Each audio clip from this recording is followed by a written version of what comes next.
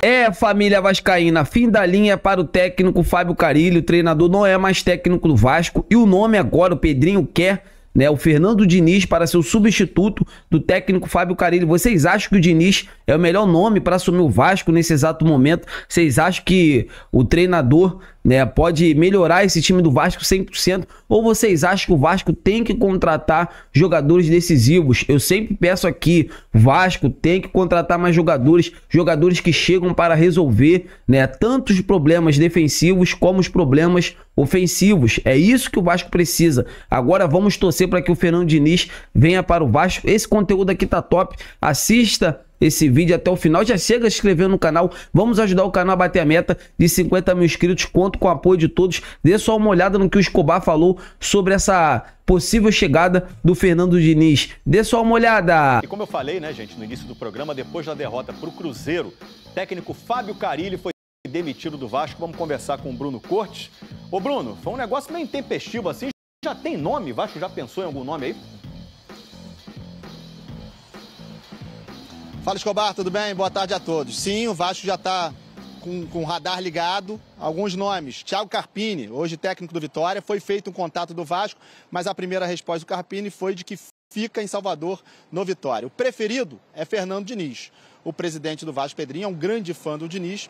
O Diniz está sem trabalhar desde que saiu do Cruzeiro. E do lado do Diniz, ele vê com bons olhos essa possibilidade de assumir o Vasco. Bom, Carille foi embora depois de 21 jogos, com 9 vitórias, 5 empates, 7 derrotas, aproveitamento um pouquinho acima ali dos 50%, não conseguiu vencer nenhum time grande de Série A longe aqui de São Januário, foram 2 derrotas para o Flamengo, e aí no Brasileiro, Cruzeiro, Corinthians e Ceará, derrotas para esses times também. Quem assume interinamente é o Felipe, maestro, hoje diretor técnico, braço direito do Pedrinho.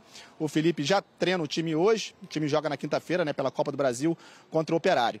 E a gente assiste agora na reportagem como foi essa derrota para o Cruzeiro ontem, que acabou sendo a gota d'água para a saída do Carille. É, quando a fase não é boa... Cássio escalou, manda a bola pra fora! Acontece tudo! Cássio estava numa fase horrível.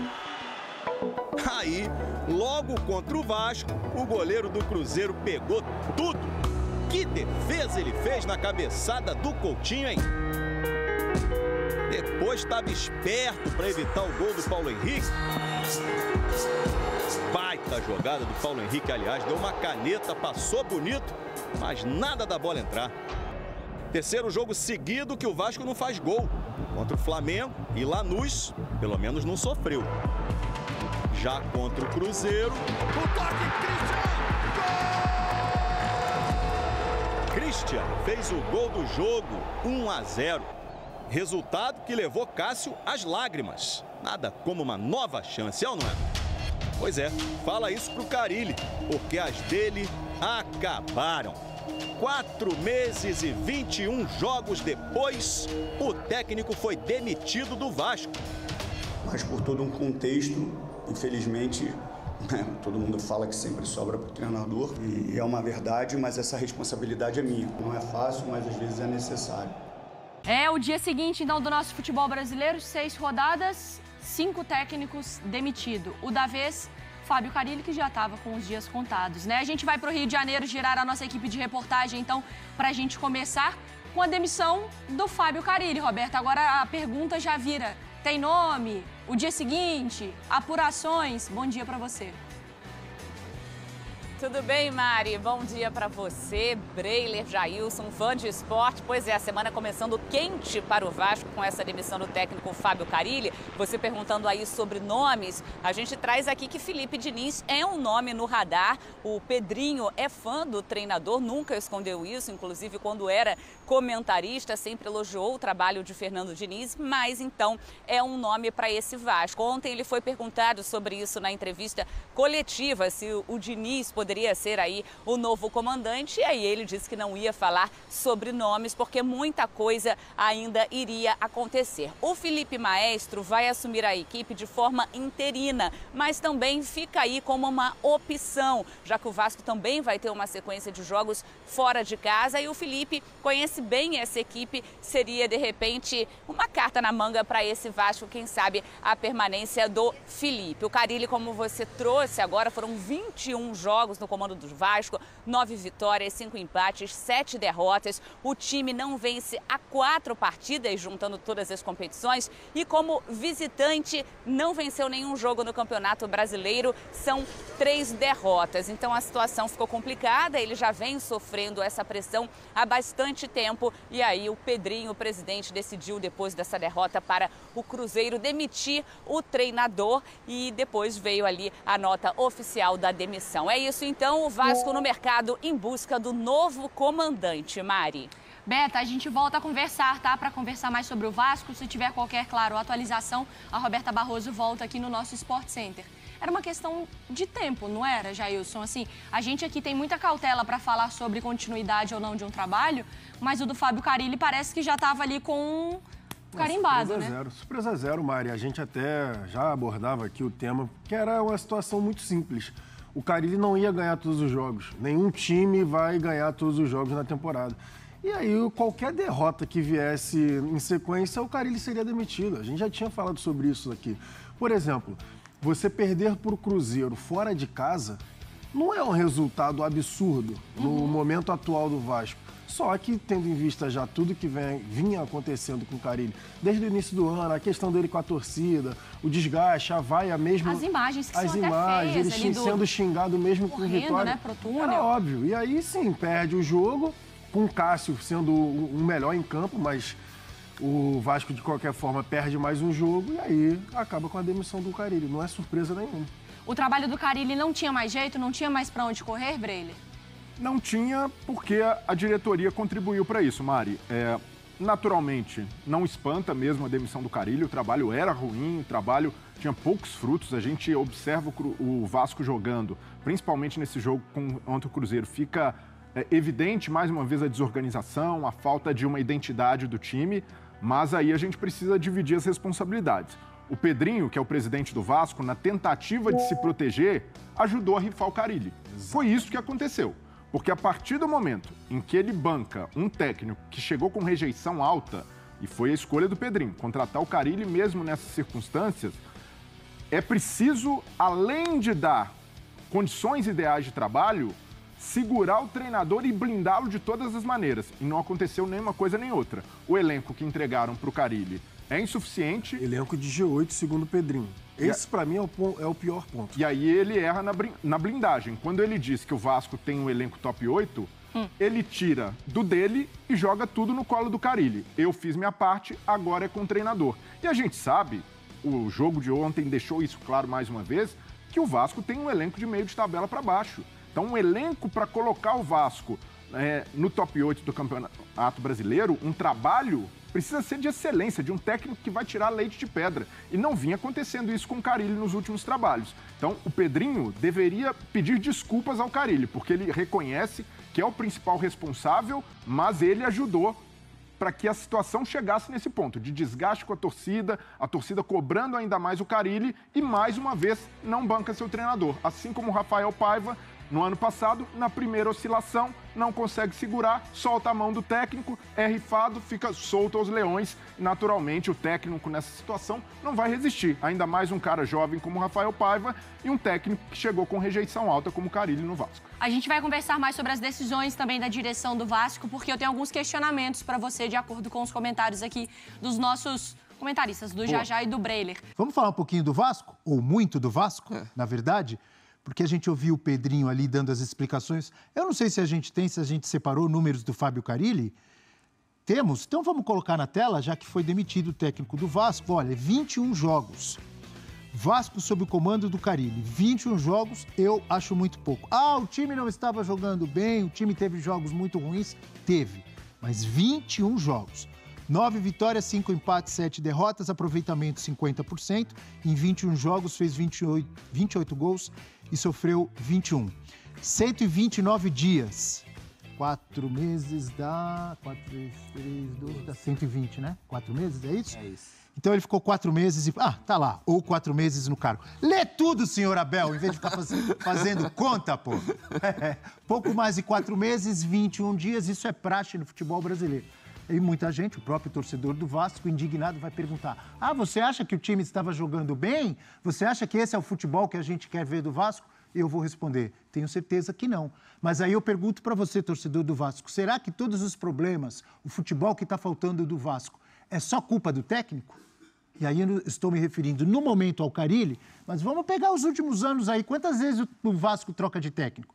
E a maioria das vezes a culpa é do técnico ou tem dedo de diretoria, tem elenco mal formado, tem muitos erros de gestão? Me respondam, torcedores e torcedoras do Vasco. E outra, se o Carille não era o técnico ideal para o Vasco, por que colocaram o Carille lá? Para depois de 21 jogos chegar à conclusão que não é ele. Eu não consigo entender essas coisas. No Vasco, no Santos, no Corinthians, no Galo, no Grêmio, em quase todos os grandes clubes do futebol brasileiro. Não consigo entender.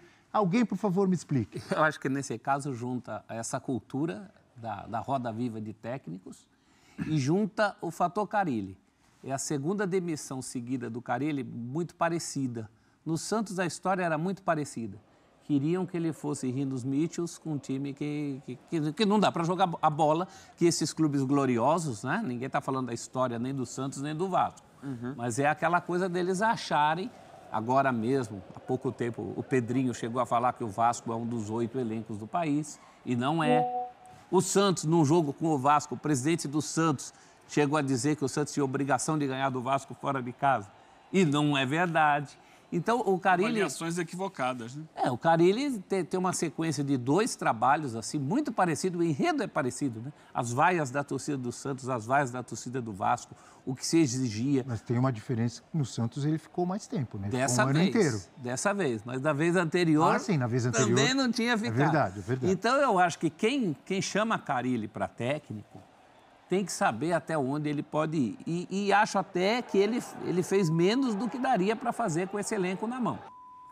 Essa é uma questão. Mas mesmo que ele tivesse atingido o máximo com esse elenco, ele ainda ia cair e ia sofrer as mesmas críticas que sofreu. Ele tem esse carimbo do retranqueiro, que vai ser difícil ele se livrar disso, porque ele não é chamado para elencos que possibilitem jogar mais. Os clubes o chamam justamente para isso, para fechar a casinha. Vai ser difícil ele se livrar desse carimbo. E clubes que não querem isso, como o Abel falou, que tragam outros técnicos. Certo. Você não vai chamar o Carille achando que ele é o Guardiola. Pois é. Não é. A propósito, continuando o assunto Vasco, um nome especulado é o de Fernando Diniz. Eu pergunto para vocês, qual a semelhança em filosofia de jogo, em pensamento de futebol entre Fábio Carille e Fernando Diniz? Que filosofia de futebol tem o Vasco para sair de Carille para Fernando Diniz? Vocês podem me ajudar a me responder, por favor, Eugênio, André e professor? Nenhuma, sim. São técnicos com mentalidades, historicamente falando, bem diferentes. Pois é. Por outro lado, uma das tentativas do Carille esse ano, e imagino que tenha sido algo conversado com a diretoria, é evoluir o Vasco na questão de posse de bola. O Vasco ser capaz de reter mais a posse de bola quando tiver posse dela. Por exemplo, tenho números aqui, Abel. Números, todos que eu estou trazendo são números do Trumedia, ESPN Trumedia. O Vasco, apesar de tudo, nesse campeonato, ele tem a 6ª maior média de tempo de posse de bola. Assim, cada vez que você tem a bola, quanto tempo um time fica com essa posse de bola? O Flamengo é o líder, 36,2 segundos. Mas é sempre importante a gente lembrar o que é feito com essa posse de bola. Mas assim, não estou colocando... Posse de bola, às vezes você está com posse de bola e não chuta no gol. Estou colocando o seguinte, o quanto você consegue reter a posse de bola. É importante você sendo produtivo ofensivamente ou não, porque o quanto você tem de posse de bola, menos tempo o adversário tem para te atacar. E é uma premissa. Conseguir... Porque o ano passado o Vasco não conseguia trocar 3 passes. Não conseguia reter essa posse de bola. Então, não que ela seja mais produtiva, mas o Vasco tem hoje a 6ª maior média de tempo de posse de bola por por cada vez que ele pega na bola. Média de 28,9, com 6,3 passes trocados a cada posse de bola. É uma evolução, não é o melhor número, não significa que isso faz a posse de bola do Vasco a mais produtiva, mas é uma base, é um início de trabalho no caminho de não vai ser um time só de contra-ataque, vai ser um time que vai tentar sustentar o seu jogo a partir da posse de bola. Primeiro Flamengo, segundo Fluminense, terceiro Atlético, quarto Corinthians, quinto Inter e sexto Vasco, dentro dos 20 times do Campeonato Brasileiro. Com esses números, você vê, então, uma coerência em tentar o Fernando Diniz? Sim, se foi um pedido da diretoria do Vasco ao Carille que tentasse valorizar mais a capacidade de reter a bola, essa é, para mim, a principal premissa do trabalho do Fernando Diniz. Reter a bola. Trabalhar, ser o time que vai controlar mais o jogo. E aí, sim, é uma capacidade que o Diniz tem e desenvolve sobre isso, né? E treina muito sobre isso todos os dias para fazer o seu time conseguir ter por mais tempo a posse de bola. Essa mudança, essa transição, no meio do campeonato, no meio da temporada, não é prejudicial? Eu não acho o momento certo, porque o Diniz, a gente sabe, e arriscado, né? Exige trabalho e não vai ter tempo para trabalho, a não ser que seja durante a parada do meio do ano, que vai ter o Mundial de Clubes, ali ele pode fazer um trabalho que vai trazer mais fundamentos para o seu time, mas assim, o Diniz é um técnico que, se o Carille chega ao Vasco com muita resistência, com muita rejeição, o Diniz também traz muita rejeição consigo. Se for ele o técnico do Vasco. Por outros motivos. Porque muita gente não gosta que o time assuma os riscos que o time do Diniz naturalmente assume. E o Diniz já foi técnico do Vasco na segunda divisão e não conseguiu fazer o Vasco subir para a primeira divisão. Então já tem um passado, já tem um para trás, saiu por uma pressão muito grande. Agora, eu acho que assim, é muito difícil o Diniz conseguir reproduzir no Vasco aquilo que ele fez, por exemplo, no Fluminense. Pela característica dos jogadores do Vasco. Exato. Pelo nível técnico dos jogadores do Vasco. A defesa do Vasco, por exemplo. Como é que você vai... Todo mundo fala da tal da saidinha. Eu nem gosto dessa história, porque eu acho que é um simplismo. O Diniz não é só saidinha. O dinismo é triangulação da frente. Só falam de saidinha quando dá errado, quando toma gol. Quando cria todas as jogadas, não se fala nisso. Agora, são posses de bola com objetivos diferentes. Quando o Carille falou a primeira vez em posse de bola, eu lembro aqui que fizeram a brincadeira, né? Carille Guardiola. E eu falei, não, Carille Parreira. Porque o Parreira tinha essa filosofia que enquanto a bola está comigo, eu não corro riscos. Diante do que é o elenco e o time do Vasco, é uma posse de bola muito mais para se defender ou para não ser atacado do que para criar.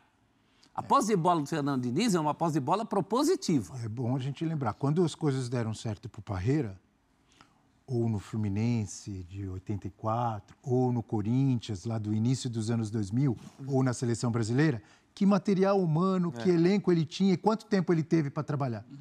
Tudo isso tem que ser levado em consideração, gente. Claro, né? Eu acho que passa por aí.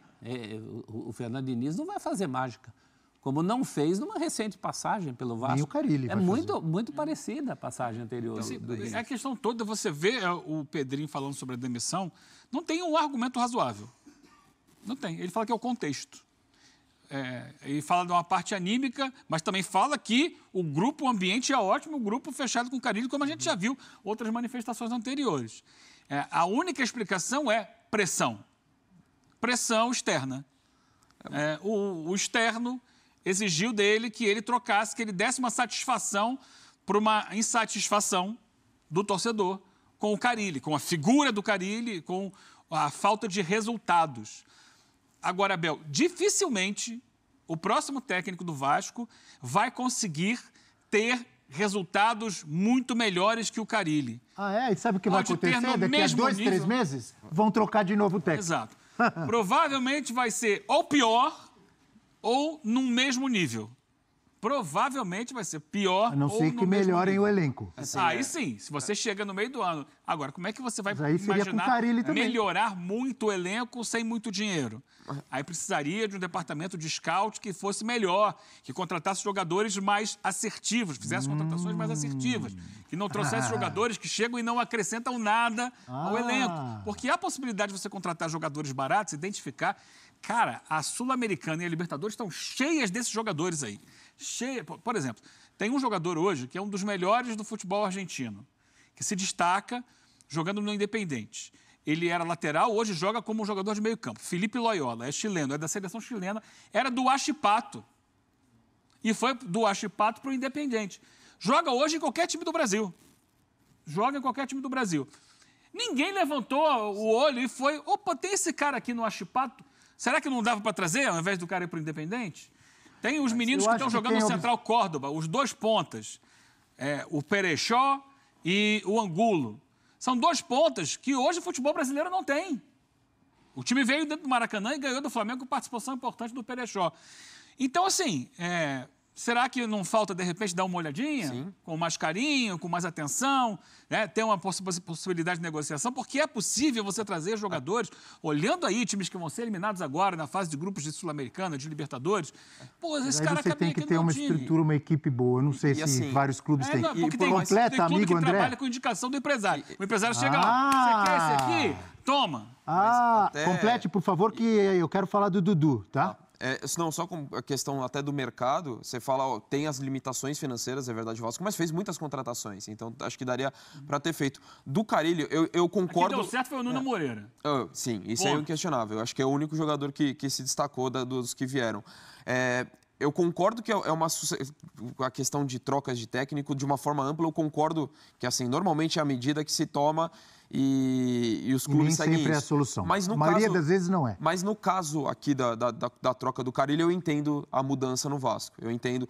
Tá longe de ser o único problema, longe. Acho que passa pela gestão do Vasco, pela direção, como a gente acabou de falar das contratações. Qual a justificativa para você? Dos próprios jogadores.